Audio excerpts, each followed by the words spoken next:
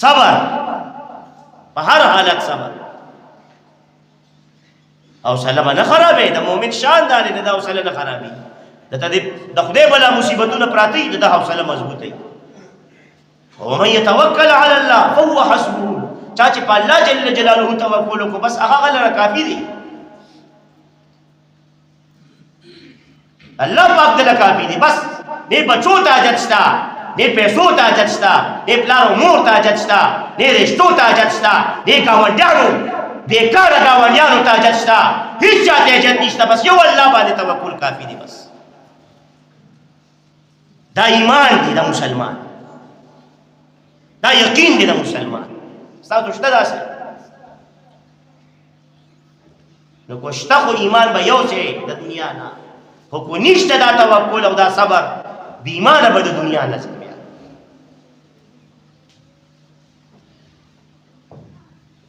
او الله جل جلاله مو سره زما د بیماری د مرګ او سات کامیابی د دنیا کامیابی خو کامیابی نه ده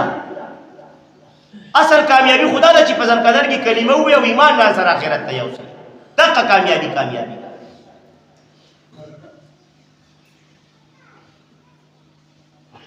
نو دا یاد وساتئ چې جلدی صبر وکړئ او په الله جل جلاله به توکل وکړئ د بخاری د مسلم شریف حدیث مبارک میں په دې خطبه کې ولستو عبد الله بن مسعود رضی الله تعالی مبارک دې حدیث راوي فرمایي وی کأنی انظر الى النبي صلی الله علیه وسلم گویا چې بشک وینما رسول الله صلی الله علیه و وسلم مبارک هغه منظر ما ته اوس هم یاد دی یحکی نبیا من الانبیاء محبوب علیه الصلاۃ والسلام قصه بیانول د انبیاء کرامو نه د یو نبی مبارک قصه بیانول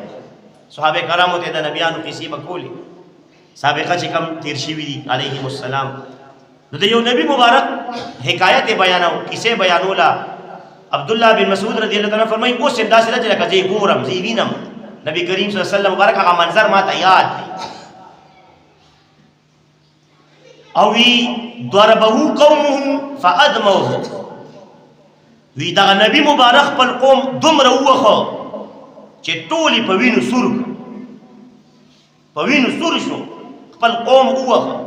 کافرانو قوم وخه د بوته حق دین پرچار کاو کړ هغه نه منو دومره وخه چې په وینو باندې سور کو له لهانه نبی مبارک ته ګورا د ایمان ته ګورا د قشان ایمان پکار دي رب الجلال داغي په نقش قدم تل پکار دي دغه کامیابی ده نبی مبارک څه کوي داغه دور فهو يمسح الدم عن وجهه هغه د خپل مخ مبارک نه ویني پاکي لګیا دي ویني پاکي هغه نبی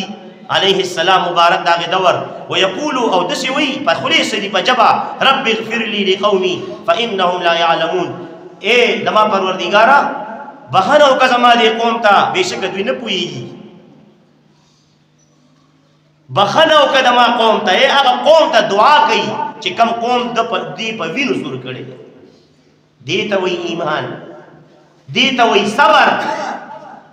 دې ته وی توکل علی الله پس وینو سور دې خو خیره نه کوي خپل قوم ته ذات خبره نه کوي کنه بیانو چې تخیری کړیم دي یا رسول الله مبارک خیری کړی صلی الله علیه و وسلم نو هغه چې کله دین باندې ډېر لوی حمله شوه دا ډېر لوی نقصان د دین شوه به کافر تخیری کړي خو ذات د پاره چرته د بیانو خیری نه دي کړی د ذات د پاره نو دین نبی مبارک خو دین ته بدن ټول په وینو سور دي ته نقصان او رسید کنه تکلیف نو دی هغه ته دعا کوي خپل قوم ته دې ته صبر وای دعا ورته کوي رب ذل جلال ته چې الله بخنه زما قوم ته وکا فإنهم لا يعلمون بشک دین نه پوي کدی پوي دي نو زبې والم زبې په وینو سور کوله مورم کوله دا قصه ولی رسول الله صلی الله علیه و وسلم مبارک امتیانو تک سره پاره کړي